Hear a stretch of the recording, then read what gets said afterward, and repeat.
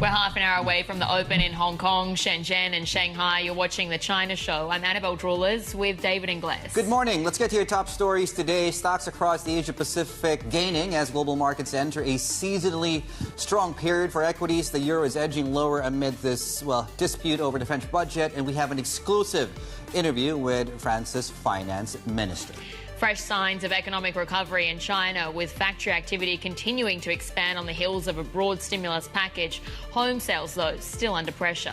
China's online commerce space also signaling a rebound as delivery giant Meituan's quarterly revenue beating estimates. And Uniqlo's parent, Fast Retailing, watching for any impact on its China business after its chairman's comments about not using cotton from Xinjiang.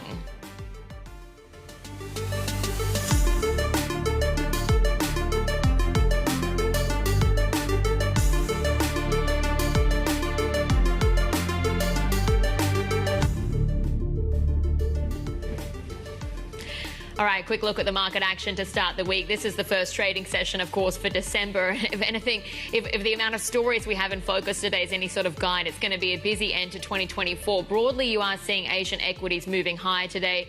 We did actually have some economic data over the weekend. So China PMIs, Dave's going to get through those, I'm sure. But in aggregate, those saw a bit of a pickup.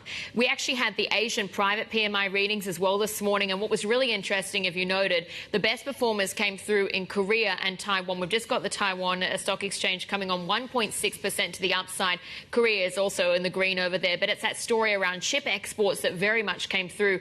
We had Korea's export figures over the weekend. Again, we saw more momentum coming through in terms of shipments abroad. So that is sort of some of the themes that are coming through in the session today, but certainly there's quite a lot of uncertainty. You've got US futures a little bit under pressure, dollar gauge also in focus. We're seeing that gaining, but let's change on, because really in the FX space today, that's where a lot of the action is happening. We've been tracking the Japanese yen. Actually, it had some strengthening, giving up some ground now, but we did hear from Ueda over the weekend, the BOJ governor, indicating perhaps that the outlook for hikes is coming more into view. So that led to some moves in the Japanese currency. Euro, of course, a big focus, as well as Euro bond futures here today.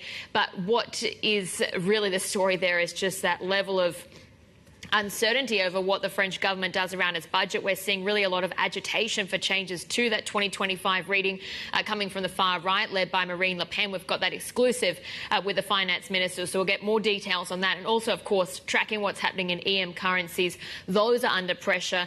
We had some headlines crossing as well from President Trump Trump over the weekend. But essentially what he wants is for BRICS companies, or countries rather, to commit to the US dollar. And so that is leading to some of those currencies being under pressure. Changing on, of course, a quick look ahead to what we've got with China futures today. Actually, we're looking for some gains. So you've got those PMI readings. We've also had those earnings as well coming through, Dave. Yeah, out of Meituan, we'll see what reaction will be later today. I mean, it's worth noting that the stock fell quite sharply on Friday in the U.S. session, although it was a truncated session, and of course we reopened after being shut for Thursday, so split the difference. We did see losses, though, in Hong Kong, so we'll probably see that catch down, is my 50-50 guess, but let's see what happens with that. Now, as far as the PMI numbers go, so we have the Taishan numbers coming out this hour. We'll watch for that very closely. CGBs are very close, if not already in certain cases, but the yield itself in a 10-year is getting very close to record lows. Call it 2% on that. So stocks to watch, we talked about Meituan, New World's, of course, new CEO. Intel, watch it very closely. A couple of sectors to track as well. So property numbers, and Min will get to the details of this in a moment here. So the sales for the top 100 developers for November actually fell 7%. Casinos, encouraging set of numbers there on the back of casino revenues for the month. And we're also looking at some of these live streaming stocks. There's this report out of CCTV that China will be tightening scrutiny over live streaming content. So that's one to watch as we go into the Open today. Yeah, as you mentioned, though, the PMI readings, one of the key watch points ahead of the private ones that are going to come up later in the hour. But we had the official figures on Saturday. They showed that gradual improvement in the economy after, of course, the broad stimulus package as well that's sort of helped reverse months of contraction. But let's get more with our China correspondent, Min Lo, this morning with us. And Min, just break down the numbers for us. Yeah, so we got a second month of expansion on the manufacturing PMI. It came in at 50.3. The previous month was 50.1. But bear in mind, we typically do get a bounce in November of about 0.2 to 0.3 points because October was a shorter working month. There was a Golden Week holiday. So if you strip away that seasonal fluctuation, you can see that actually the economy is not really gearing up that much on the manufacturing front. And then look at the non-manufacturing. That came in at 50, missing expectations. That's at the threshold between contraction and expansion. Services PMI was largely unchanged, but you look at the construction PMI, that saw an unexpected decline, the first time since February of 2020. Look at the other sub-indices as well. The employment gauge as well, deepening contraction, suggesting that factories are still not very willing to hire workers at this time. And the input and output price gauges as well declining, showing that the deflationary pressure is still at play here. So pretty mixed and a rather fragile recovery at this moment. And what do we see then in terms of any sort of recovery in home prices? Because, again, it didn't look too good in terms of the new home prices in particular? Yeah, so we got the home sales data, preliminary data of sales from the top 100 biggest developers in China. And in November, that declined by 6.9%. That reversed the gain that we got of around the same magnitude, 7% gain in October. And if you look at the broader time horizon, it does look like we're starting to see that October number could be an outlier, bucking that 16-month trend of red bars, the decline, double-digit declines that we've been seeing since June of 2023. Bear in mind, though, that the November number, I think the encouraging sign there is that that bar is very short. So it's the first single-digit decline that we have seen since June of 2023. So very modest recovery, a bit of a bumpy road there. And I think it really reflects the big challenge that Beijing has in ensuring that there is a sustainable recovery in the housing sector. All right, Min Min, thank you so much. Min Min Lo there with the...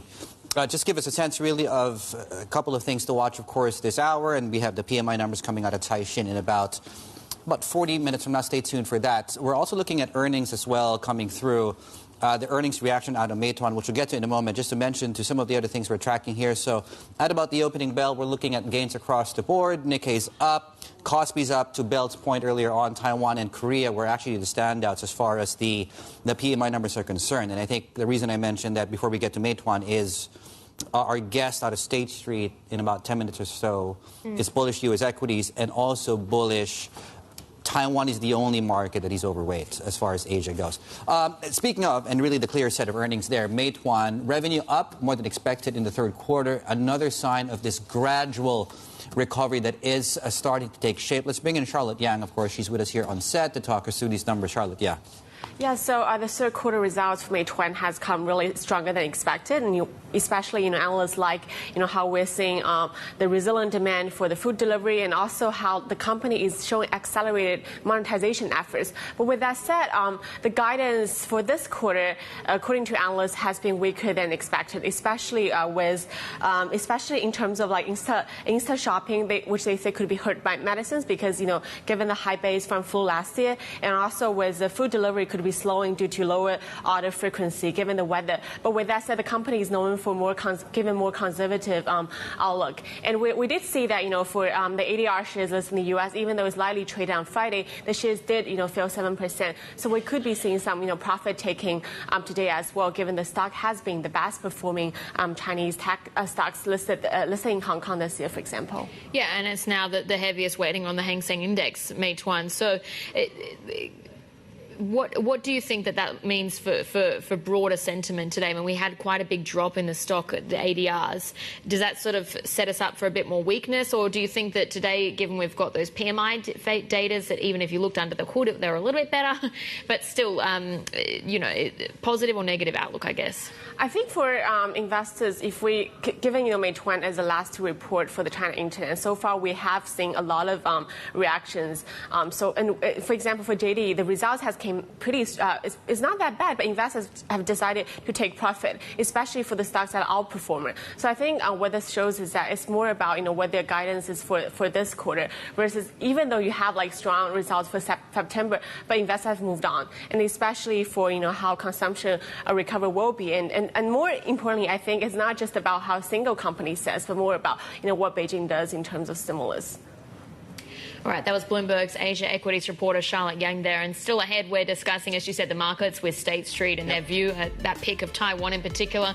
But, of course, interested to hear what they're going to say about chips, given you've got that tariff risk coming into view as well. That conversation, though, is next, and we're going to be breaking down China's latest economic data and what it means for its recovery. We'll have analysis from Maybank Investment Group later this hour as we look ahead to the market open.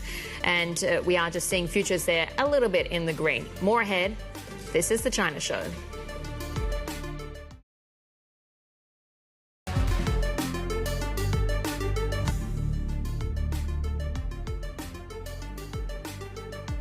Welcome back. You're watching The China Show. Going into the open today, it's the first trading session of December, and typically this is your Santa Claus rally. Historically speaking, third best month for global equities, 1.62 on average. For December, U.S. futures bottom of your screens. The reason I bring that up is we're now, I think, at 52 record highs this year on the S&P 500. We could get more depending on what we get this week out of some of the jobs numbers coming through. We have November jobs print on Friday. But before we get to that point, there's a whole flurry of Fed speakers, including the chairman himself. Jay Powell is set to speak ahead of that rate decision, of course, in about 2 weeks.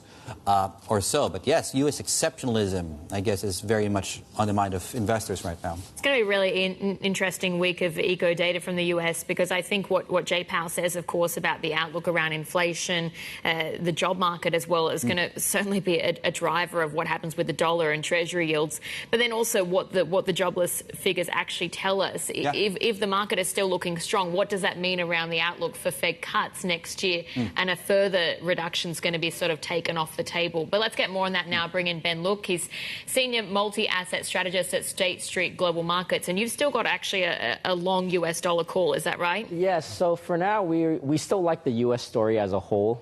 Very simply, on the growth side, it continues to be basically the best developed market out there. On an earnings front, the earnings season has, I would say, almost passed now, but we're still seeing 70% beats in terms of U.S. equities. And when you actually compare that to, let's say, the rest of the world, which is only at around 50%, you continue to see why there's still this very, very good, strong hype around still buying into U.S. equities. And last but not least, I think in terms of the rate cycle, in terms of inflation, in terms of the jobs numbers, all of which basically asks the question of, does the Fed really need to cut rates aggressively? And we don't think that's the case, which is why we still actually like that dollar story. And really that dollar story is more of an impact, I think, for ex-U.S. equities, whereas I think U.S. equities can still do well. Yeah, you know, that's one of the biggest changes, I think, to your strategy from the last time we spoke with you was you've really taken some exposure off the table as far as EMFX is concerned.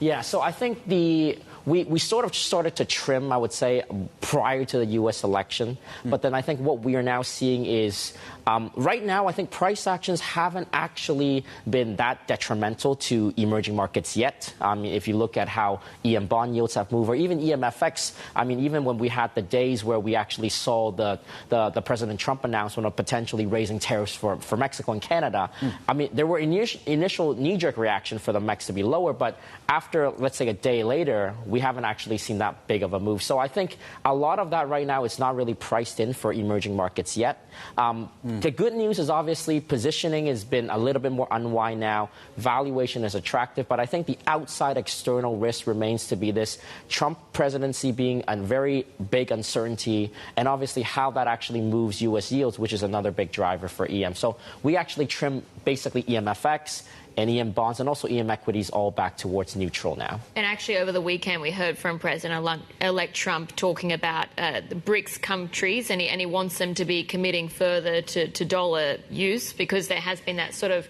de-dollarization play over a sustained period now, sort of led by China and Russia. But do you see that having any sort of bearing on trading around EM currencies as a whole?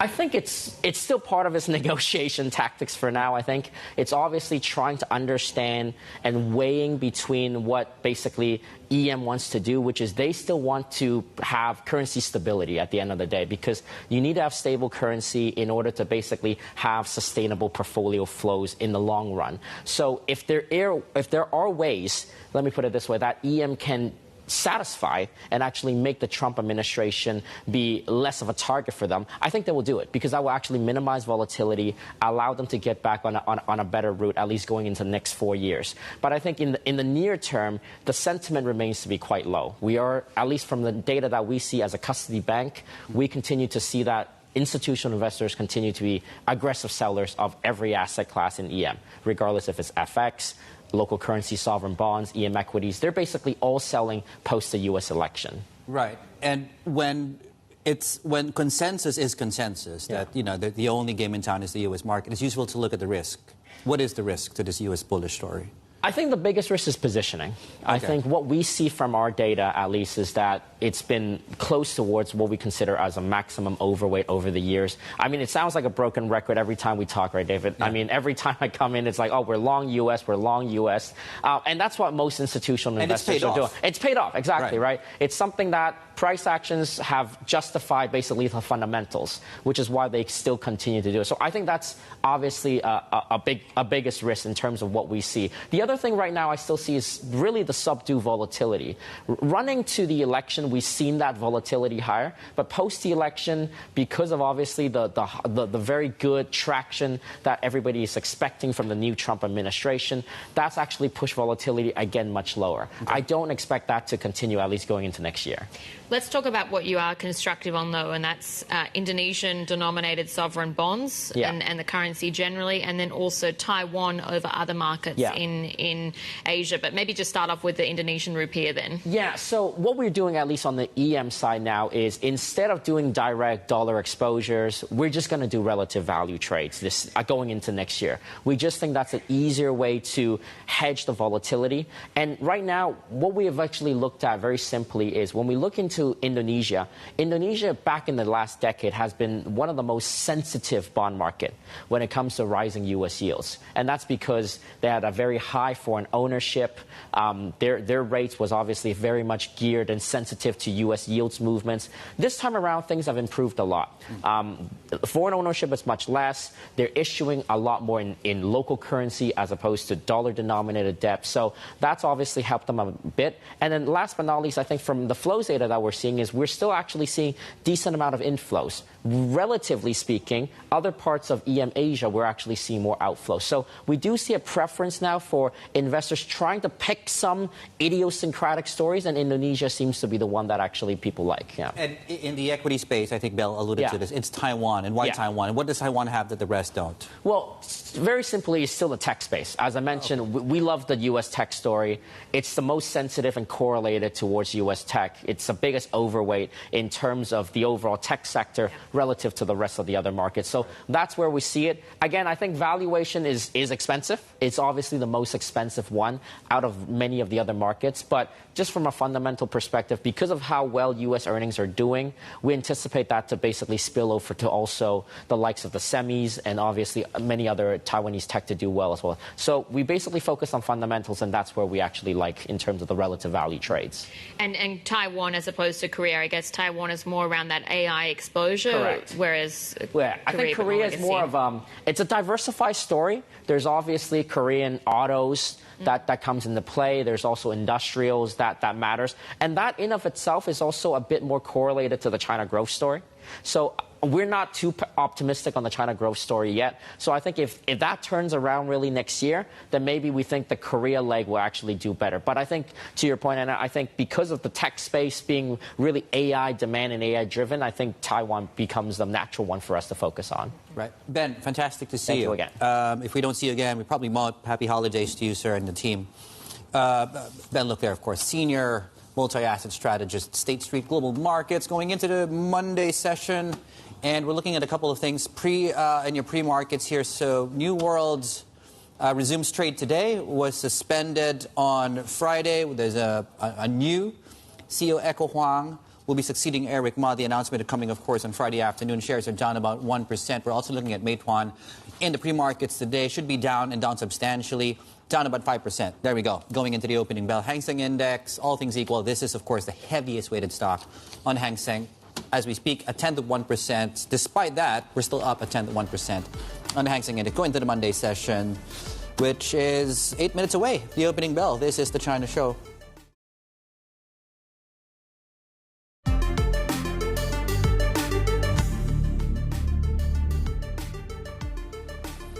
Okay, welcome back to shows here. So we're poised to open. Wow, I mean, okay, let's be generous, and it's Monday, and there's a whole week ahead. So we're poised to open higher on the Hang Seng Index. And the reason, by the way, we say that is we'll talk about Meituan in a moment, which reported earnings on Friday. This is, of course, the biggest stock as far as weighting goes in the Hang Seng, and it's down 5% in your pre-market. So despite that, we are still, as you can see, still above water on the Hang Seng Index. We did get a stronger fixing, I think, for a 14th or 15th straight day from the PBOC. Dollar China, 725.93. We did, I think, finally snap 8 weeks of first weekly loss in the dollar after 8 weeks of gain. So we'll watch it very closely. And, of course, dollar yen is a separate story, a related story, which is trading below 150 right now. But we can talk about that later. Analyst actions for you. Flip the boards, please. And what do we have here? So we have Swire Pacific, Horizon Robotics, Luxshare Precision. Those are the calls. And I think we also talked about this, Bell. Not sure you want to add to this, but also the Meituan story on this. Or you want to talk about some of these things, too? Oh, yeah, let's talk about... Horizon Robotics, that's an interesting one because they had their listing back in October and we've actually seen a series of upgrades, CLSA, Morgan Stanley, Goldman Sachs as well. That is one of the autonomous driving software names to watch, Horizon Robotics. I'm sure we hear a lot more about it. What else we want to talk about? Yeah, Meituan, let's get to that because we actually did get those earnings coming through and the outlook has really disappointed. So you're seeing that stock trading lower in early trade or pre-trading activity, follows what we had in ADRs. But still, we've actually had some analysts coming out and upgrading their price targets. Yeah. So Goldman Sachs just this morning, they raised it to $200, that's Hong Kong dollars a stock. And then as well, that's a 43% increase. And then ICBC International. Yeah, raise it to outperform. Outperform, but also the new price target, 254. It had been 123.60 previously. So wow. That's a 30% pop from the current level, if not more. Okay, yeah. 160. And, you know, this is really, I guess this goes into the PMI story, which we'll get later on as well. And, you know, the subcomponents which are starting to show maybe early signs of recovery. Early signs, we underscore that point. And Erica Tay will be joining us out of Maybank later on, of course, to talk us through that she's noticed the early signs of a recovery. Some of the live streaming content on the back of this report out of CCTV, not much there. And going into the opening bell today, we're just to mention as well, U.S. 10-year yield is now up 5 basis points. More ahead. This is Bloomberg.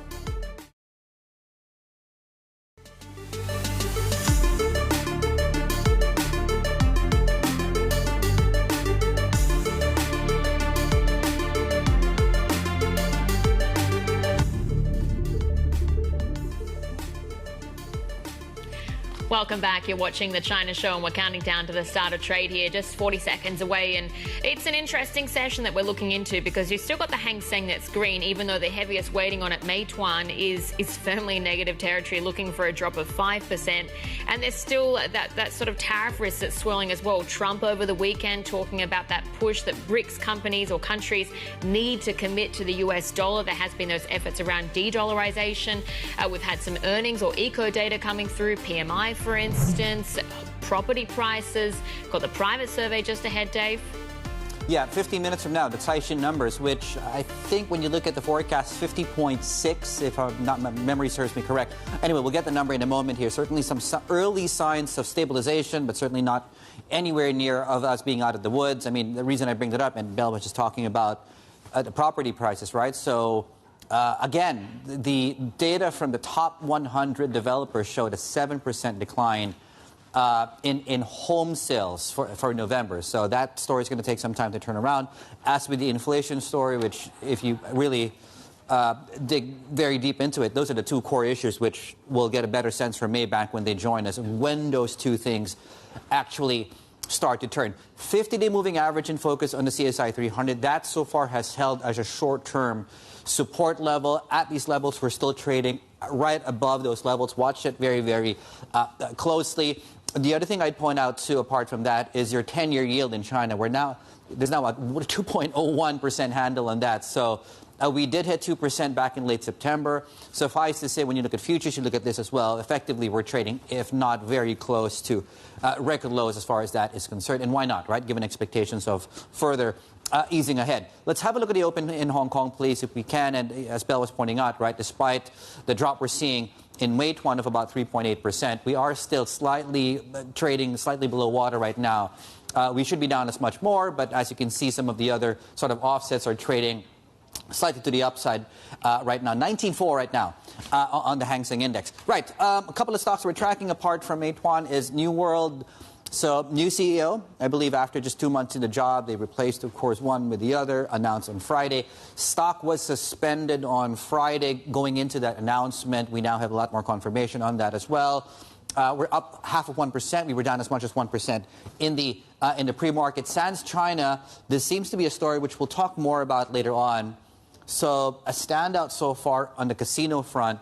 You did get a beat as far as the the casino intake was concerned relative to estimates. Kuaishou is a CCTV story, and let me just read it to you here. So China is looking to tighten scrutiny over live streaming content, not company specific, to underscore that as well, but I guess something to consider right now when you look at that space. And Sunac China, we talked about the property story. That's really one of the property developer stories as well. So yeah, Belle, apart from that, it's really about all the sort of macro conversations. And this morning, we don't normally talk about it this time of the day, but you know, given the pain that we saw in French government bonds last week, why not, right? We're seeing that come under pressure today still.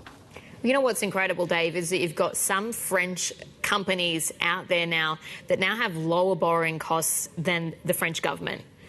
You know, that just really points to the scale of the issues that are facing officials there, given you've got the far-right leader, Marine Le Pen, really agitating for changes from the government to the 2025 budget. They've already made some concessions. She certainly wants more. But we heard from the French Finance Minister, Antoine, Armand, and he says that they will not be blackmailed over the budget. Speaking exclusively with Bloomberg, he still says that they're committed to hitting the government's 5% budget deficit target next year, even after there were warnings that any amendments would cost over $10 billion.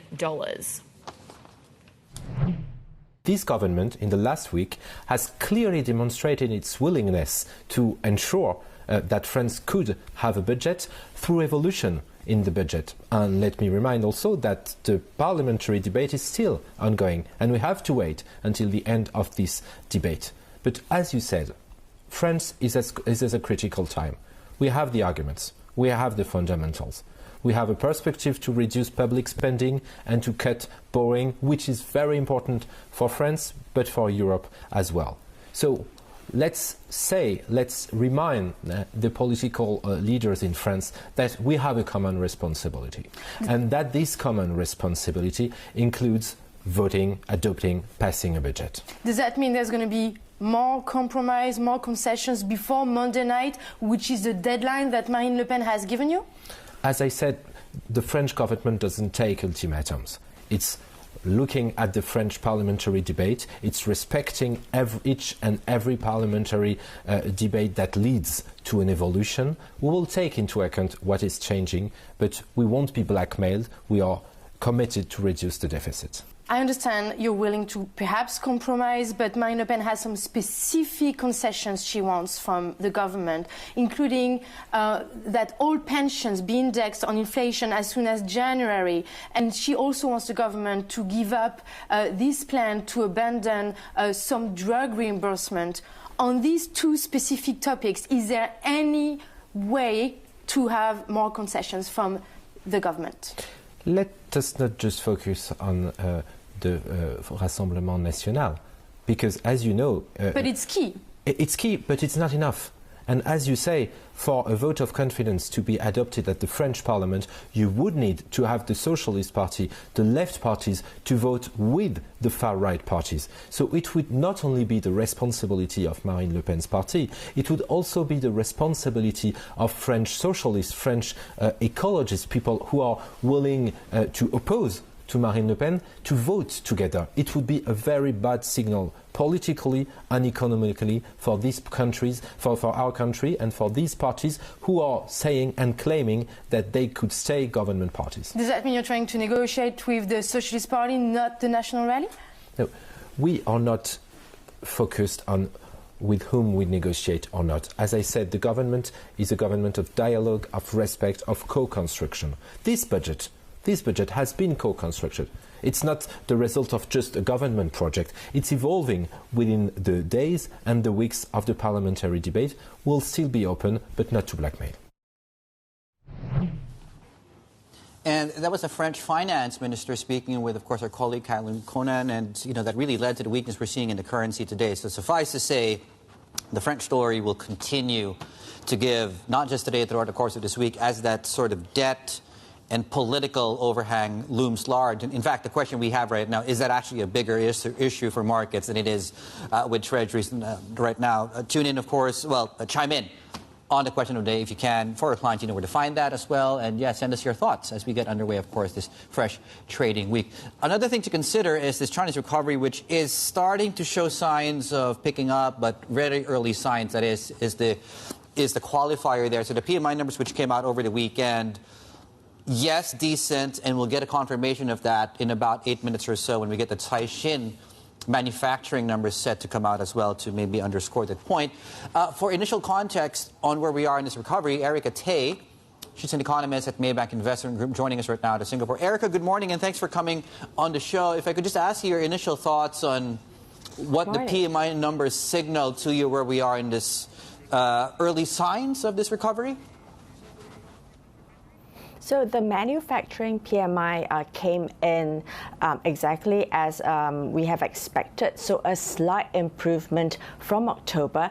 And this is to be expected because pockets have already been supported by the pivot in the government's policies that started streaming in September and in October.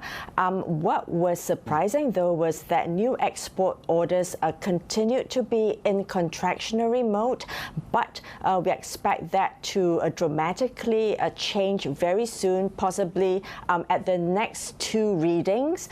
We expect a huge improvement in new export orders for China's manufacturers because we think that foreign firms are likely to massively front load their orders in anticipation of higher tariffs by the U.S. government. What does that tell you then, Erica, about the sustainability of this recovery? Because if you're saying that they're going to front load in anticipation of tariffs, well, it's only a couple of months until President Trump is back in the White House. Yes, you're right. So I think you're going to see things get a lot better before they get a lot worse. But that is also where China's government stimulus would come in handy. So everyone is looking at Beijing to announce a larger fiscal deficit, possibly by March next year. So that will probably filter through to the economy and start to prop up GDP growth just when that front-loading effect starts to drop off. So we expect, the government's fiscal spending to be ramped up and focused on the second half of next year. And in terms of growth components, we expect a lot more firepower going towards consumption, especially services consumption, because this is going to be supporting jobs. Okay, well, Erica, I want to ask you and pick up on that because we had a report early this morning, and I'll just read you the headline. That Shanghai will be issuing consumption vouchers in December. Now, granted, we don't have a lot of details on that, but the reason I bring that up is I want to get your thoughts of, do you think this time next year, if not earlier, we'll be talking about the need for consumption vouchers there? Do we get to that point, do you think?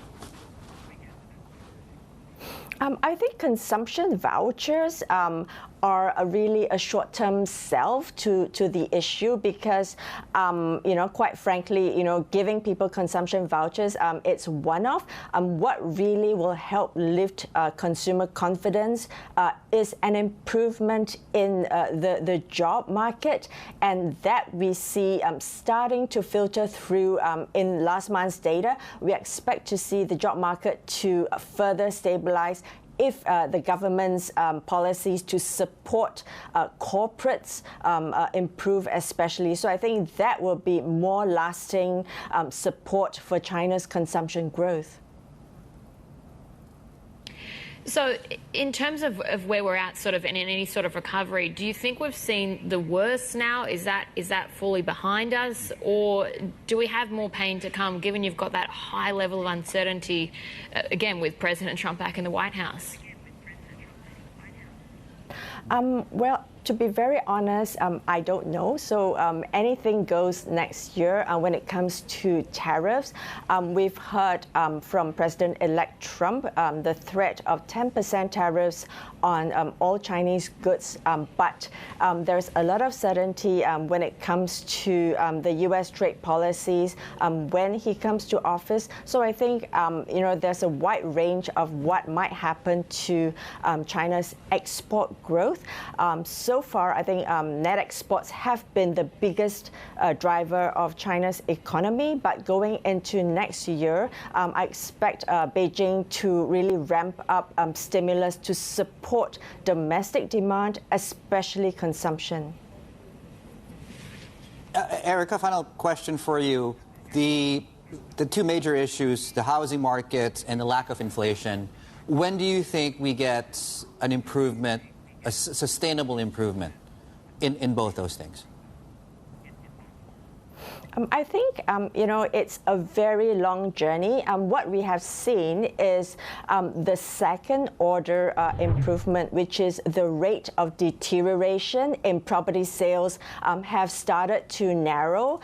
So I think that is a good sign. But for property sales to completely bottom, I think that can still take some time. I think it's very important that, Beijing has come out repeatedly to say that they're going to put an end to the deterioration in the property market. I think that policy pivot, if it's there to stay, that will filter through to a lot of supportive policies at the local government level and bring about a very slow improvement. But then again, the property pain has metastasized to a lot of different parts of the economy, such as local government finances, such as upstream industrial production. So I think it takes quite a while to possibly steady the ship. If it's going to take a while to steady the ship, and I guess you could sort of say that applies across different aspects of China's economy, and you've got the threat of US tariffs that looms on a lot of different Asian economies, how do you think we're actually setting up for next year around the region? So I think Southeast Asia, at least, is going to see over the long term some benefits in terms of MNCs, not just Chinese MNCs, but Western MNCs as well, diversifying their manufacturing bases to put their eggs in more baskets. But I think in the short term, Southeast Asian markets might actually see some short-term pain from the global trade tensions, because if China is unable to sell as much goods as it originally hoped to the U.S. markets, they might then direct some of what they're producing to Southeast Asian markets. And we've seen the impact on markets such as Thailand and Indonesia. So that is really squeezing local manufacturers on their home turf. Erica, it was a pleasure to speak with you. Let's do this again, well, hopefully sooner rather than later. Have a great rest of your week ahead. Erica Tay there, economist, Maybank Investment Banking Group. And, wow, just in time. There we go. The Caixin numbers are out like we planned it. Wow, 51.5. That's a sizable beat over the estimates. Is a substantial jump from the previous month of 50.3. And let me just check my statistics for you. So that's obviously well within expansion territory. And relative to estimates, yeah, that coming in above even the highest estimate, which was at 51 flat. So, yeah, there we go. November, Caixin manufacturing reading 51.5. So decent set of numbers. And I guess, Belle, this underscores the other point you're making as well in the Asia PMIs read. Yeah, well, we had the Asia PMIs. This is the private surveys that recap really a lot of different Asian countries, North and Southeast. But we had those coming out earlier today. And if there wasn't just a stabilization, we did actually see a pickup in select markets. And I think it's notable to point out South Korea off the back of those better export numbers we had over the weekend. And also Taiwan in particular, you saw that improvement to 51.5 from 50.2. So, again, it's sort of that tech story perhaps that plays into it, and that theme around semiconductors, and maybe the worst of that glut in the legacy ones could also be behind us. But we'll have plenty more ahead. This is Bloomberg.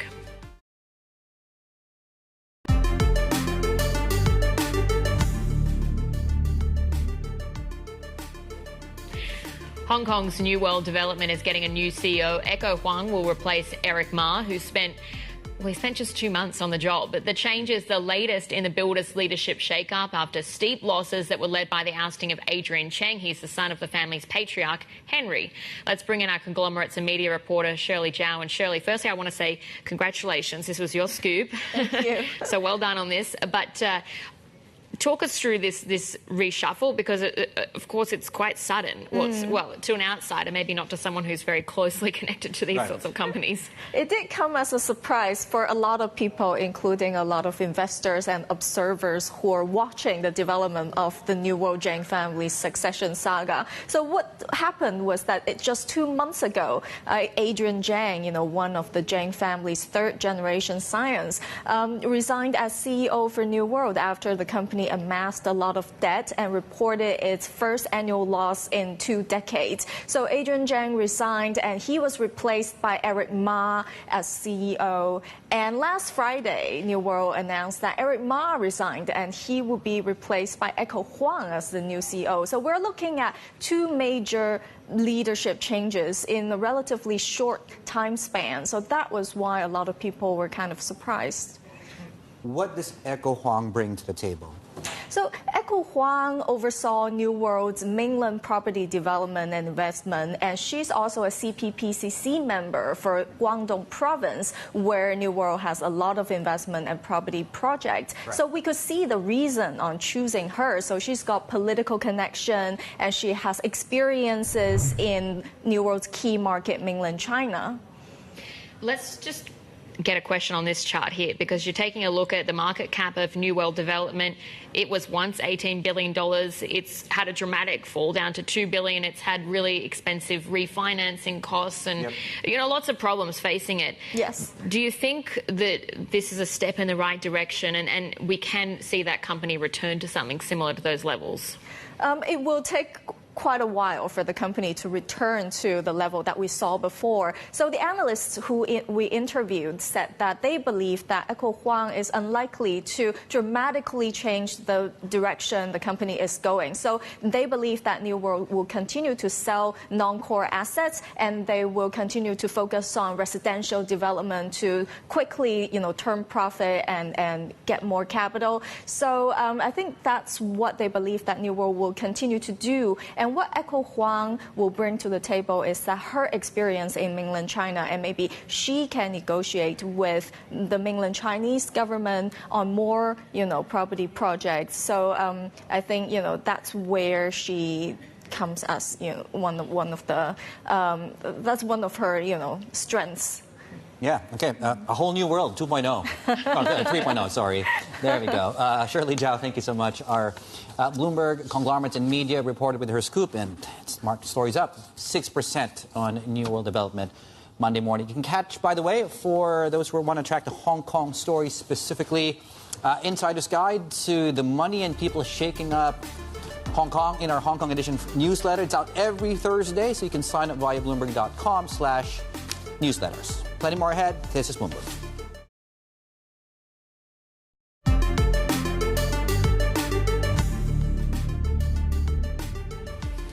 Right, welcome back. Right, 3 big movers to tell you about. Start things off in Seoul. Korea Zinc up 30% this after this media report talking about the board will be convening a meeting on Tuesday to decide whether to hold this shareholder meeting next month. Suffice to say, hopes are alive.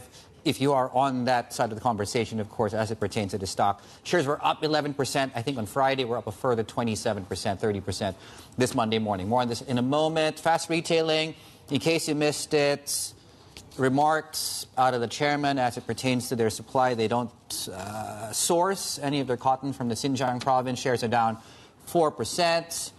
Yeah, this boycott, if you will, and we'll see whether or not this translates to actual sale to the company. And very quickly, Guangzhou Auto shares are up substantially, over 20% after this agreement with Huawei up 20% as we speak. So we're off highs of the day on that. And just very quickly, I think the PMI numbers, which came out just early on, again, substantial beat on that, beating every single estimate out there on the private survey. Shares are up on the onshore and here in Hong Kong up about 1%.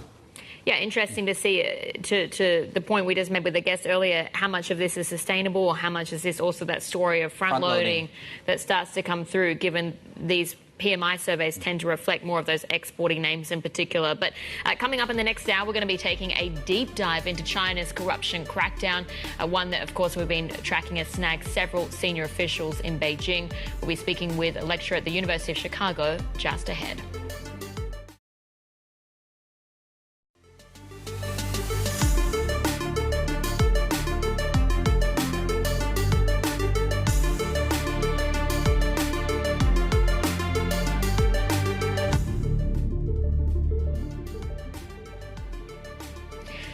Welcome back to the China Show. Taking a look, wow, the Hang Seng up 1.3% half an hour into trade today. It's a very strong showing actually so far for China equities across the board. There's one sector that's really standing out, and that's consumer staples. And actually, the bottled water brand Nongfu Spring is leading the gains, up 7.5%. I'm sort of wondering if there's read across from the China eco data over the weekend. At least we saw some stabilization. I'm not sure if that's why consumer staples are standing out so much. Mark Cranfield might be able to give more context. But regardless of that, we see pretty much every sector except utilities in the green today. Well, I'm glad you brought it up. I mean, just to connect, I guess, some of the dots, and perhaps we might be bordering on speculation here, but, you know, the data that's come through over the weekend, so we know property is going to take time to turn around. So that's still weak and soft. But things like the Macau casino revenues, which came in above estimates, this Caixin manufacturing numbers, which came in above every single estimate, that's topping. That's also fairly encouraging as well. And on top of that, the Meituan story, while you did get an initial weakness coming through in the stock, that actually beat on revenues too, right? So most things put together do, I think, underscore that this first full month, October and maybe November, that they've managed to put a floor underneath growth, I think, is at least consumption. And high-frequency numbers might be a key takeaway there. But again, you know, we might just be overthinking things as well. But as you can see, the data's come through quite nicely. And I think going into this week as well, it's really been largely U.S. exceptionalism. So there might be a rotation out of some of the big winners going into really Chinese markets. We'll get more context from Mark Cranfield in a moment. The other story we want to call your attention to is really an extension from last week, right? And as you can see, oat futures that are trading right now in Asia hours are still coming under pressure after borrowing costs in France actually spiked last week. And Bell made a very good observation earlier on that some French companies and some European countries, like Greece, for example, are now having to pay less interest on their debt than the French government, right? Stocks 50 futures down about 0.7%. The other one, too, is a big macro week as far as the U.S. conversation goes.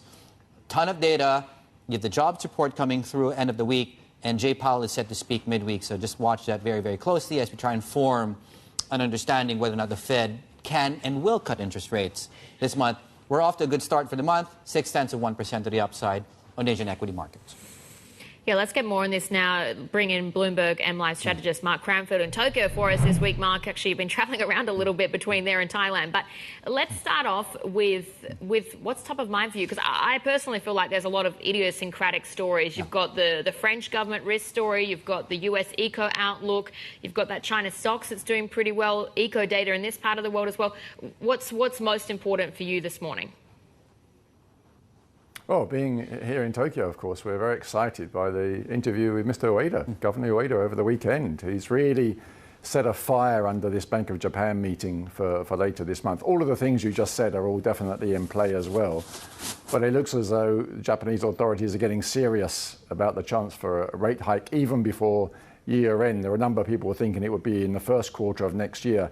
But if you look at the pricing, rates traders are now up to something like 66% odds that they see a hike coming in December, which is very significant.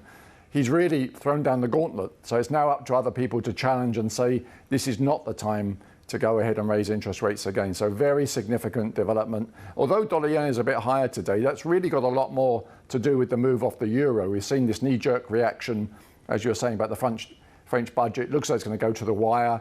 That's been negative for the euro, positive for the dollar on the flip side. That's helped to lift all the currencies. As the day plays out, you'll probably see that the nuances of that start to come through, where the euro crosses more come into play than the euro-dollar situation. So there is a lot going on. And as you say, also China as well. So what's next? Well, yeah, Mark, I was going to ask, I mean, I'm not sure when you arrived in Japan, but you probably noticed that, the airport's been busier and busier there. And, as the world, hordes of tourists descend in Japan going into the holiday season, the question many people are asking is, do they exchange their money now or do they wait a couple of weeks? How much more strength do you think short-term we have in the Japanese currency, Mark? I think it's a medium-term story. I think what you're going to see is a gradual strengthening of the yen over the months ahead, because the Bank of Japan has been relatively slow in raising interest rates. They've only done it twice this year. Looks like it could be a third time. They probably want to get the short-term rate up to something like 1%, which is very high by recent standards in Japan, but it's not globally, it's not a high interest rate. But it does narrow the gap with the other major currencies around the world. So that helps to give the yen a bit of a boost, but it's not probably enough to make the yen become the kind of currency it was 10, 20 years ago. It's going to be relatively stronger, but not outstanding as some currencies have been. So that's a relatively slow burn situation. I think people are getting more comfortable with the idea that the worst of the yen weakness is probably over for now. They probably see, what they want to see is Japanese companies start to change their forecast so that they see the average rate for the yen, dollar-yen rate in particular, probably into the 130s rather than the 140s as we had this year. That's all going to play out over a period of time. Of course, in the background, you have the things like the French budget dislocating the euro. Now, immediately, weak euro, because the euro is so strong, such a big part of baskets around the world, it does have a dollar impact. But also, the yen crosses and the euro crosses are very heavily traded. So euro Swissy, euro yen, euro sterling, all of those will come into play. As the week develops, we'll probably see more traders emphasizing that the euro should be softer against the other G10 currencies, less so than the US dollar. And that will give the yen the chance to appreciate off the back of that and some of the other currencies. It's a very interesting time because people now need to be much more choosy in how they play the dollar story. It's not simply a question of, I like the US dollar, I can buy everything. It is no longer like that. You really have to be selective. In the short term, it looks like the euro is one of the currencies that will probably lose the most within the G10 space. And then you look at the emerging market world. India just had disappointing growth numbers over the weekend. It could be that the rupee becomes the leader in the terms of the weakness within the EM currencies rather than the yuan, which again is a change and something people have to adjust their strategies to start to take account of that. You just mentioned the yuan moves there. What do you make of what we're seeing in equities this morning? Because it's really that focus on consumer stocks so far. Well, I think David nailed it. It's Macau. People love it when the casino story is going well. Every time you see a boost in the casino revenues, the outlook improves for gaming across China, then you immediately usually see a knee-jerk reaction in Hong Kong stocks. If you look at the index that Bloomberg Intelligence run, it's up something like 6% over the past two trading sessions. That's a pretty good move in the Macau space. So yes, the data is important. We still a data beat there. People are optimistic there will be more stimulus coming out of China. But when you see hard numbers in terms of more people spending money in a place like Macau, that translates very quickly into a positive story for Hong Kong equities. Mark, thanks for the shout-out. Mark Cranfield there in Tokyo for us out of our MLive team. Coming up here on the show, we're taking a deeper dive into China's widening anti-corruption crackdown that's really snagged several very senior officials. Analysis coming up next from the University of Chicago's Huang in a couple of minutes. This is The China Show.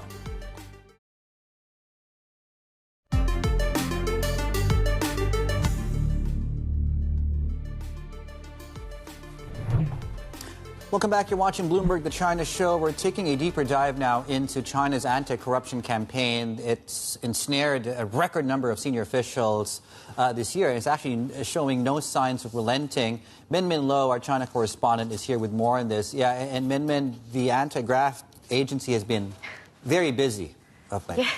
Well, last week it was very busy. We had the defense minister, for example, confirming that they are suspending Miao Hua, who is the 5th ranking officer in the Central Military Commission, which is the apex, the decision-making body of the PLA.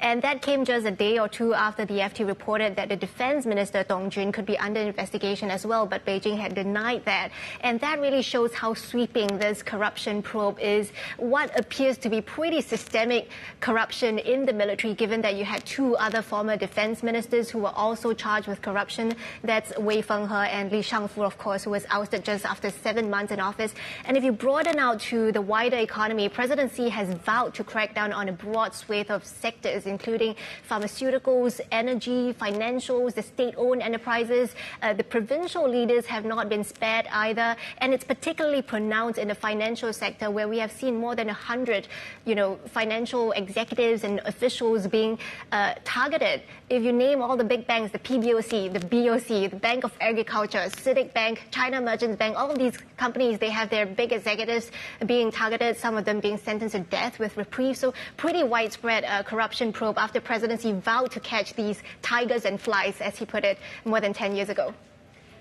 That was Bloomberg's China correspondent Min Min Lo there. Really great roundup or summary of what's been going on. But let's get more on the situation. Bring in Huang.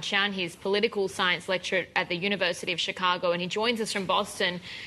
Huang, I wanted to go back to a graphic we just showed there with Min Min, talking about or showing the rise that we've seen really steadily each year, more cadres or high-ranking officials essentially being investigated in China.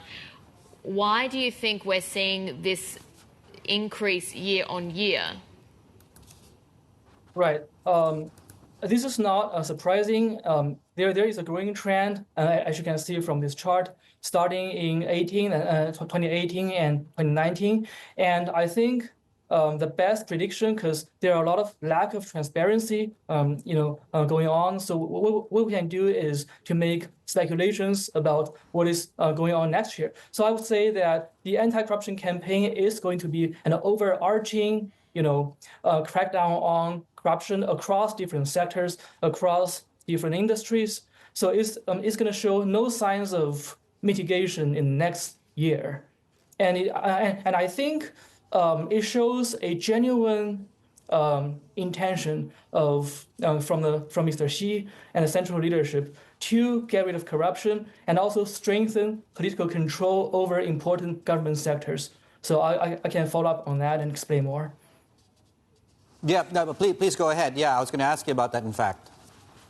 Right. So I would say that there are 2 objectives of the current anti-corruption campaign. One is, there is corruption. So, Mr. Xi and the central leadership is going to get rid of corruption, especially in those areas and aspects of the bureaucracy like the military or the healthcare sector or, the ongoing financial sector.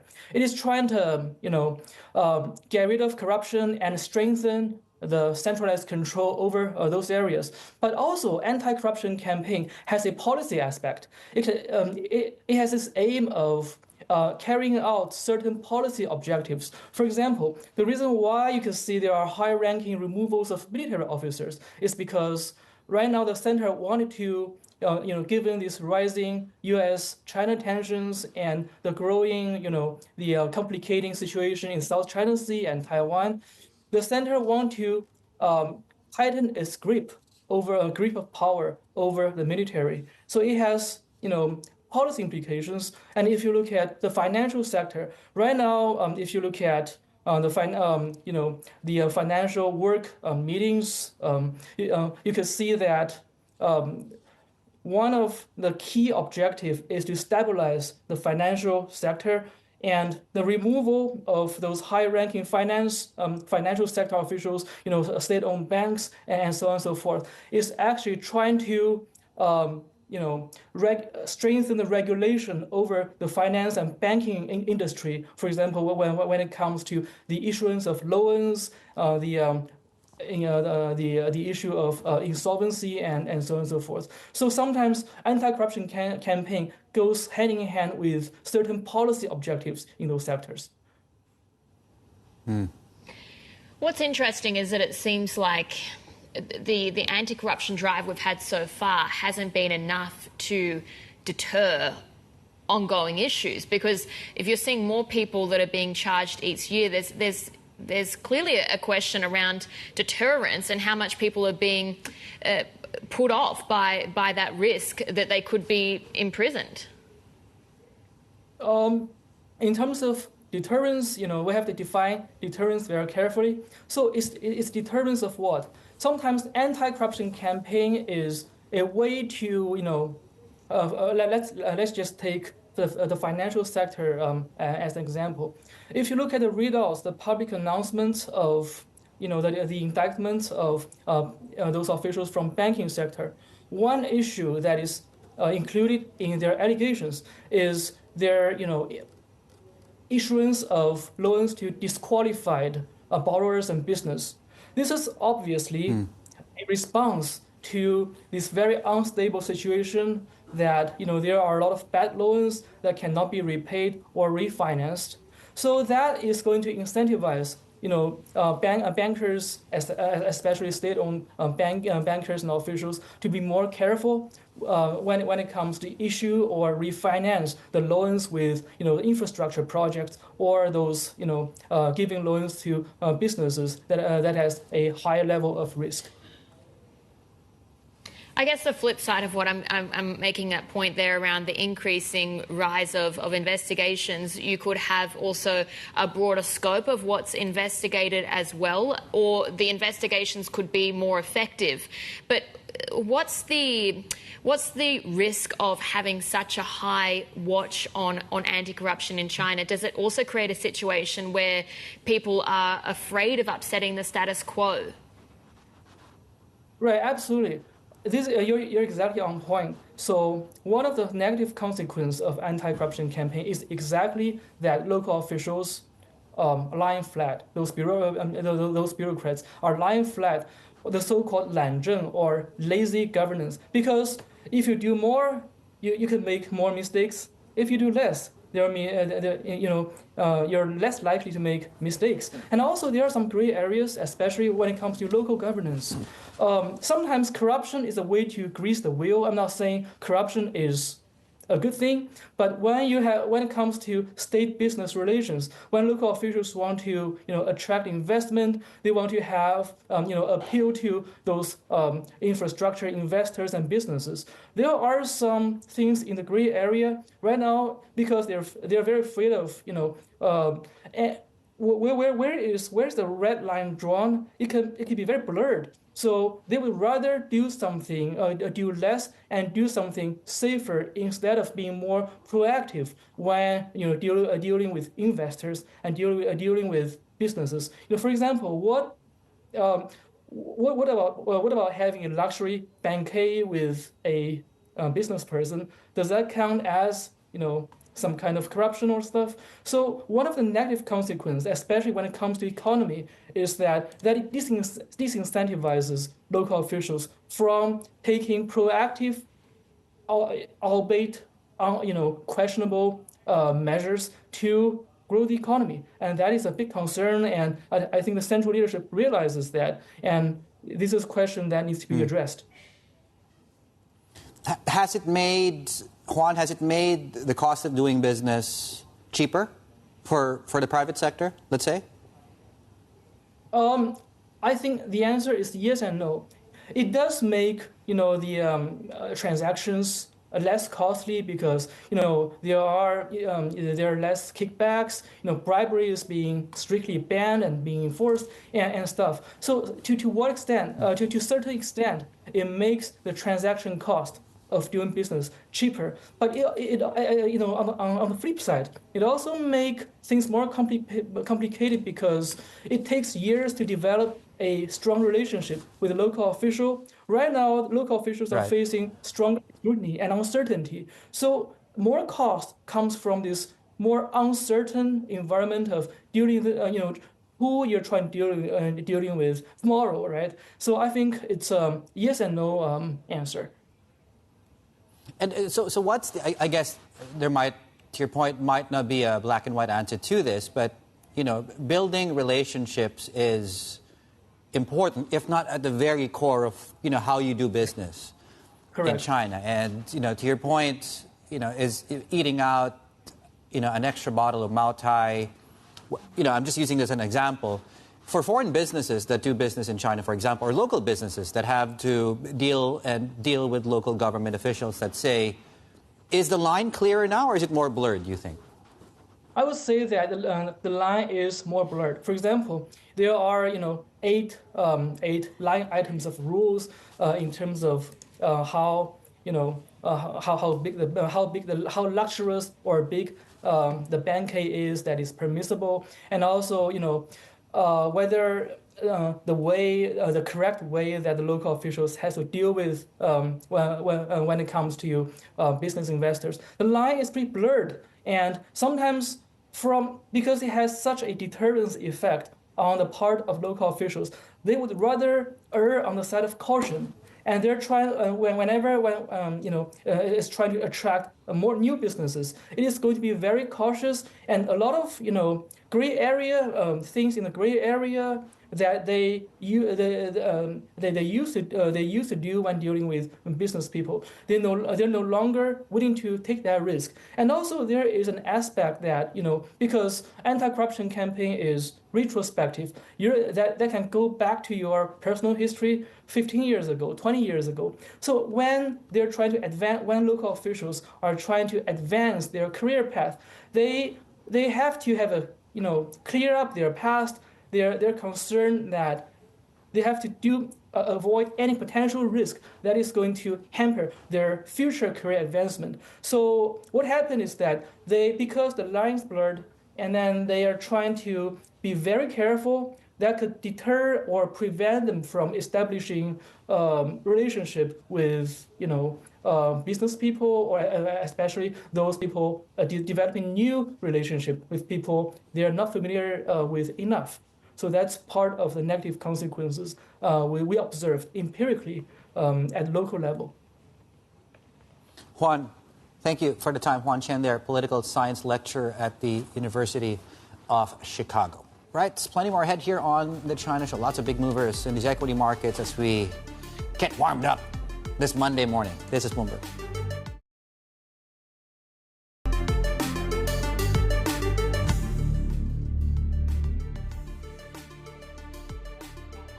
Trading so far for mainland China and Hong Kong equities, and there's really a standout. Well, there's a couple of different standout sectors, but we had high praise for Dave, really, from Mark Cranford at the top of this hour, because he said that you accurately picked why we're seeing such a strong day for Hong Kong equities, and he was putting it down to those Macau gaming. That was a lucky guess at best. Don't downplay it. We're starved of news, and that was one of the few headlines that came out this morning. Anyway, point is, gaming revenue beat estimates in the latest reading. So gross gaming revenue reaching $2.3 billion for the past month. So good result, of course. It's a strong signal, and that's possibly why we are getting a strong read across to some of the movers today as well. Yeah, this next story is actually more black and white, I guess. This agreement that was signed over the weekend between Guangzhou Auto and Huawei to jointly establish this high-end smart EV brand is really leading to not just... So this is almost unbridled optimism, let's put it that way. Undisputed gains as far as that is concerned. 21%. BYD Electronics also seeing some gains. In fact, this is a story which we'll unpack later on in the show. Stay tuned for that and more. This is Bloomberg.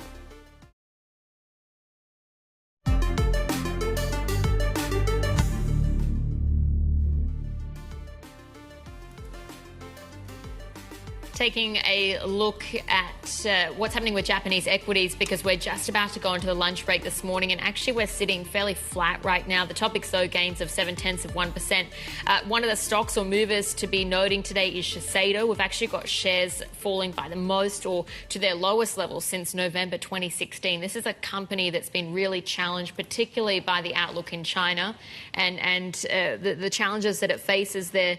They are actually counting on non-China growth for a profit recovery in 2026, but still they have put out their action plan for the coming 2 years, and they've had to revise their operating profit margin target lower, and so that stock is under pressure today. Question, of course, of how the Japanese yen dynamic plays into also company earnings, and we are keeping a watch on that today. We did see it strengthening. It's given up some of that today with that King Dollar story that's really come through over the weekend. But still, the Japanese yen are focused because we had an interview with Ueda over the weekend and signaled that hikes, again, they're still in focus. Yeah, I think the point of Mark Cranfield, who joined us earlier on in the show from Tokyo, is that the the medium-term outlook for the yen is probably one that is largely stronger than weaker at this point in time, to paraphrase a very complex story. Asia Pacific, we're off to a very good start to the first trading session of December, which is typically very good for risk assets and equities. Third best month historically for global stocks, about just under 2% gains typically on the MSCI All Country Index. That's according to 30 years of data. So as you can see, most sectors are up. And of course, we talked about the gains in the consumer space today, consumer staples and consumer discretionary, not so much reflected here, but certainly when you look at the China story, that's really more down to the data coming through out of Macau. So yeah, that takes us straight into the China story, which is, again, more encouraging set of numbers here, I think. Yeah, well, we had the private PMI reading following the official gauge over the weekend, and it was a strong result, really. We saw manufacturing PMI expanding above the 50 line, and that is gains across the board, because actually the Asian equities picture is really being led by what we see in mainland China and in Hong Kong today. But let's get more on those readings, bring in Eric Ju from our Bloomberg Economics team. And Eric, both private and official, what do you make of the numbers? Yeah, we read number this morning. Actually, it's kind of puzzled. So why Caixin is up so strongly, and it looks like it's not totally in line with what official or high frequency data shows, right? So one explanation which I can think of is probably the exporters they're trying to front load something, before the tariff impact. So that's I think the most plausible explanation. But otherwise, if you look at official PMI reading in the weekend, it's not that strong. I think it's more or less similar to what you expect from the seasonal factors in November. So it's saying, okay, it's still recovering, but it's not repeating the strong, kind of strong rebound in October. So it's saying, probably the initial, sentiment lift, confidence boost from the stimulus announcement, it's kind of fading somewhat in November. Yeah, if you could talk more about that high frequency data and what that's telling you about what sort of activity numbers we'll be getting for November. Yeah, we think if you look at those manufacturing, some refinery raise, those kind of steel production, it's the momentum is certainly kind of weaker than October. It's still recovering, which we can't say it's weakening, but I think the momentum is not as strong as we saw in October. Also, you're looking from the consumption side, those home sales, it's also kind of the momentum is kind of down from October. Yeah. In fact, I'm glad you brought that up. I think the data from the top 100 property companies showed a 7% decline, right? Yeah. In October, if I remember correctly, the activity data the housing market activity started to pick up in the first-tier cities. Has that gone away? Did that go away in November? I think the momentum is still somewhere there in Tier 1 cities. But, the lower-tier cities, they didn't even rebound strongly in October, so we don't expect it to be even perform better in November. Right? Okay. Yeah. Two-track economy, I guess you could put it that way, right? Yeah. Eric Ju, thank you so much. Eric Ju, our Bloomberg economist there. Right. Now, speaking of this two-track economy, right, so there's a conversation to be had around sort of the lower price points on this. There's the luxury part of the Chinese consumption story, which the Bulgari guys and the CEO, in fact, we spoke with them, think that will remain a good hedge and will remain resilient amidst these struggles that China is having that might actually take years to resolve. And as the nation, of course, transitions more to the point we were just making there, the services-based economy. Now, the CEO spoke exclusively with our colleague Linda Amin about the company's plans in China as well as the potential impact of Trump tariffs. When you have a crisis which is based partially on real estate, but more, I would say, exactly on oversupply, not only of real estate, but of many manufactured goods, which are too many to be absorbed, not only by the local Chinese living in China, but also internationally by Western consumers or Asian consumers. Obviously, this cannot be resolved overnight because oversupply is also related to a certain infrastructure, to certain kind of investments which have to be reshifted towards different industries, probably more services and a bit less of traditional industry production. So we can anticipate that the crisis in China may continue next year, as the country will need, I think, a couple of years at least to absorb that oversupply of manufactured goods and real estate, and to evolve quickly towards an economy which is more a service-oriented economy, rather than an economy also much more in some advanced technologies, which they are already, but they can do for sure more, in order, to reestablish a balance between supply and demand, which today is challenging. Jean-Christophe, are you then looking at opening more stores in mainland China in 2025, 2026? What's your expansion plan? In Greater China, generally speaking, we have about 50 stores. So I would say it's quite a solid network covering the main cities, the main malls in rather good location, I have to say. So our first priority for this year and for next year is not necessarily, to open new stores, because I think that our network is so covering quite well mainland China. But to get more productivity from those stores on the one hand, and on the other hand, to further develop an area where we've been pioneering the market, that is e-commerce, not only the e-commerce we do from our website, but the e-commerce we do in concession with the likes of Tmall, with the likes of JD. And this is obviously reaching cities where we don't have stores and where we don't necessarily need to establish stores because they are not having the proper mall for luxury. On the other hand, they have the proper clients for luxury.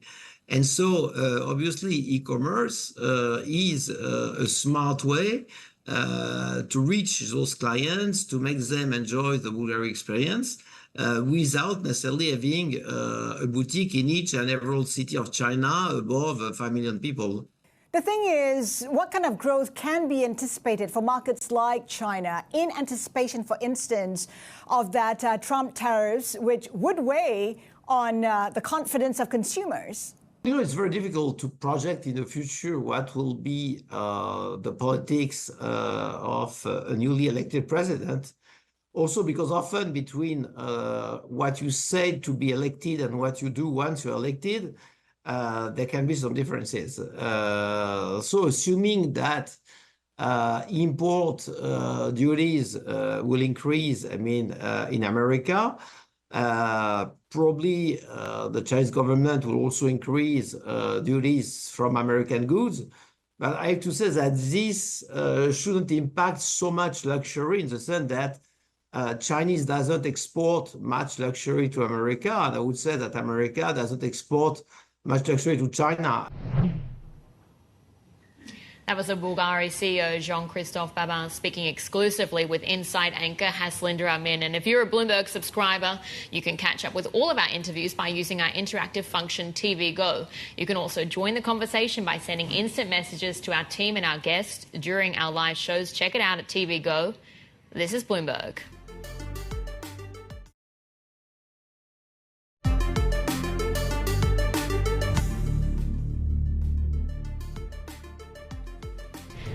Shares of Uniqlo's parent Fast Retailing are under pressure. It's bracing for impact on its China business after comments by its chairman that it's not using cotton from Xinjiang. China's foreign ministry has weighed in on the matter. Let's take a listen.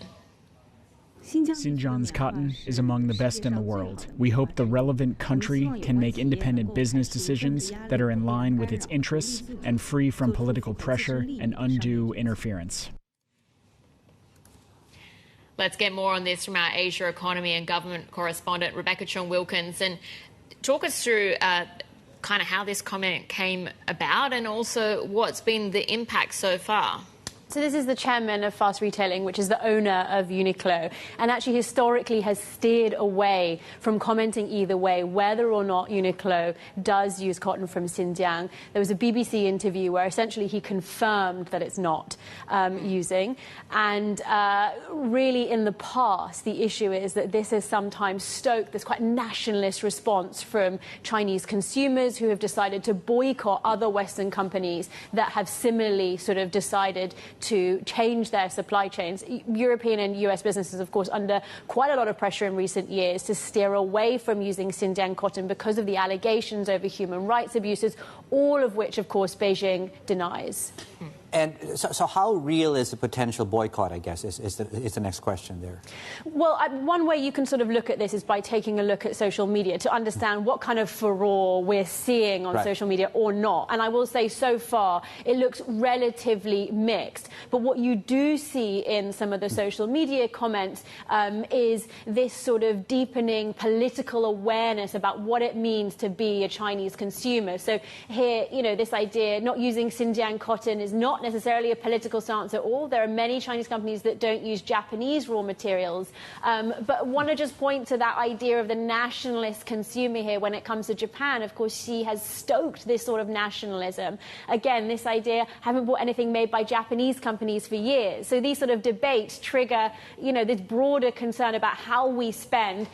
Another comment here pointing to other brands like Nike, who have come out with similar comments saying they're not going to use Xinjiang cotton. Netizens also reacting and criticizing this move. But of course, this user at least saying that we still see brands like this in China. And just to return back that point on Uniqlo, I mean, the broader context of this interview is really in some ways sort of praising the strength of Uniqlo in China and touting potential expansion too. Yeah, I mean, this issue of Xinjiang cotton was such a hot button topic a couple of years ago. But the fact that he's saying they don't use it, it's sort of maybe people had already assumed that to date anyway. So is it really such a significant problem for the company, do you think? Well, one thing that's really interesting about the sort of public remarks, I think, is that over the last few months, we have seen Beijing become much more reactive or proactive when it comes to these sort of issues. So, for example, in September, we saw Beijing say that they were going to launch this probe into the owner of Tommy Hilfiger and Calvin Klein because they had made similar remarks. And so what we've seen is for the first time, really, Beijing trying to actually use these sort of regulatory probes as part of its toolkit when it's pushing back against this sort of criticism and pushing back against the tariffs and the threats that it's receiving from the US. So perhaps less of an issue about the Chinese consumer and the existential question of survival, but more of a question of whether Beijing increasingly uses this tool to target companies that are sort of commenting in this way and weighing in this way, and those sort of companies risk getting caught in the crosshairs here. Rebecca, thank you. Rebecca Chung-Wilkins there on the latest here on around fast retailing, right? From one big corporate story to another, and the latest here on the Adani story, and the first public remarks since being indicted here by U.S. prosecutors do show, of course, a fairly combative stance here. Allegedly, of course, $250 million bribery scheme. Asia's second richest man says he expects his empire to bounce back stronger despite those allegations. This is not the first time we have faced such challenges. What I can tell you is that every attack makes us stronger.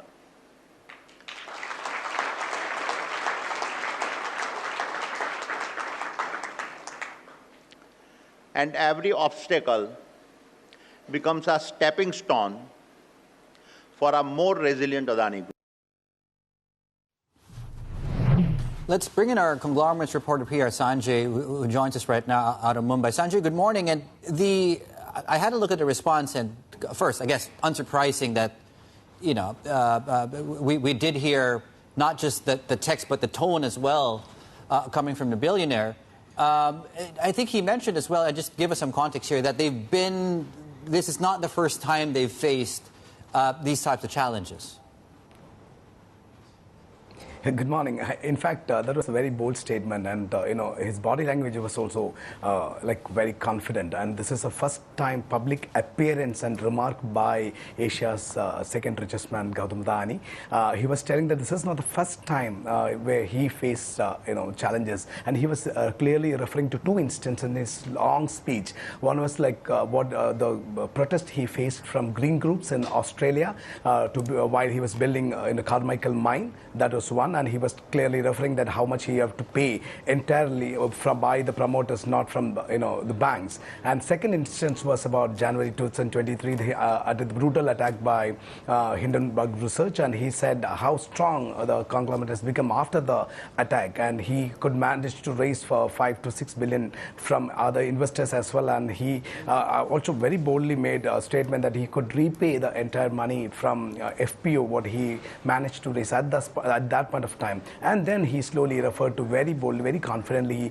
moved to the third important point, which is the US prosecutor's allegations. And he said he would be complying to the all world regulatory guidelines. And he was also telling that they means the persons who was named in those allegations are preparing some legal process, which did not elaborate what he's doing. And he's also telling that there are a lot of negative publicity against his group, but he said any obstacle, any these kind of challenges have made the conglomerate more stronger, and he told the audience, who cheering audience, that he will make a strong comeback. Does this change the trajectory in any way? I mean, yeah, I'm sure you do want to, or they do want to sort of push back on these allegations, but at the same time, US prosecutors are probably going to proceed, is that right? Not really. This is a developing story, and this is the third instance where the company or the representatives from the conglomerate is telling. If you recall, last week Adani Green Energy has made a detailed statement saying that none of the companies have been named in those allegations, and there's no bribery charges against these companies. And very interestingly, on Friday, last Friday, the CFO of Adani Group, the group CFO, has also made a similar comment. There's no persons named for bribery charges, and they would be seeking legal recourse. And they also clearly said that they had to scrap the $600 million dollars of Adani Green, but they would be now reviving by mid of 2025, which means they want to send out more confidence to us investors and giving positive sentiments. And we understand that there will be like series of meetings led by Group CFO himself to restore the confidence among investors. So the story remains same, and it's developing story. And we have to wait and watch what are the kind of legal recourse the Adani officials, Adani Group executives will be resorting to. All right, that was our Bloomberg Conglomerates reporter PR Sanjay there in Mumbai with all of the details of Gautam Adani making his first public remarks since being indicted in that $250 million bribery scheme. But we'll have plenty more ahead. Chinese equities are moving higher, and this is Bloomberg.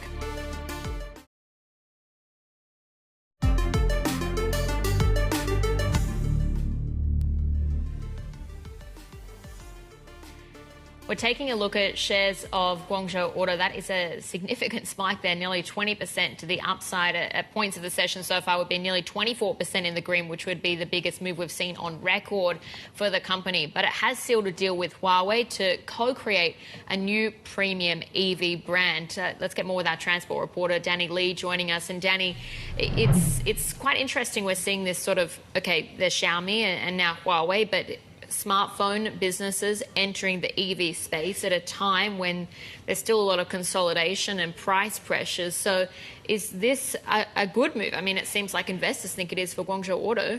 Yeah, I think for Huawei, this is their way of having exposure to China's hot EV market. And so for Guangzhou Auto, the investors have responded in kind, up as much as 23% during the morning session here in Hong Kong. But this is Huawei partnering with yet another state-owned automaker in China in order to have that exposure. So this is like one of like 5 or so now that Huawei has partnered with. So, given its tech and given what it is capable of, this is a real boon to someone like GAC, who doesn't do too badly itself with some of its standalone brands, but this is quite exciting for investors, and we have seen the shares respond in kind. Speaking of a big shift, Stellantis and a departure because of this tussle around strategy there. Yeah, the turnaround king, Carlos Tavares, someone people who thought could turn around failing automakers, leading Stellantis, which has struggled now for quite some time. He cannot turn around his own company. The board of Stellantis deciding to dump Tavares because of their falling sales, a slumping share price. And so we have seen now that Stellantis pushing out Tavares early. And so therefore, now it sums up just a challenge for some of the big legacy automakers out there. And, given Tavares had presided over a revision of the financial outlook, challenges in US sales, wrong and missteps over strategy. This is a response from the board, losing patience basically over some of the difficult challenges that Stellantis has been enduring. Yeah, I was going to ask you about Nissan, but I think we can put that in the same boat almost as this, losing patience there. Anyway, that's struggling car makers there. Nissan shares are down a fifth straight day over in Tokyo in the morning session. Danny Lee there in All Things Autos for us right now. As we were talking with Danny there, the big move we're seeing in these markets right now is the 10-year yield in China has fallen now to a record low of 2%. So this is something we've been tracking, and yes, we're here again, touching levels I think last we saw back in September. And unsurprising given the expectations are around how much policy and how long that policy will remain in place here.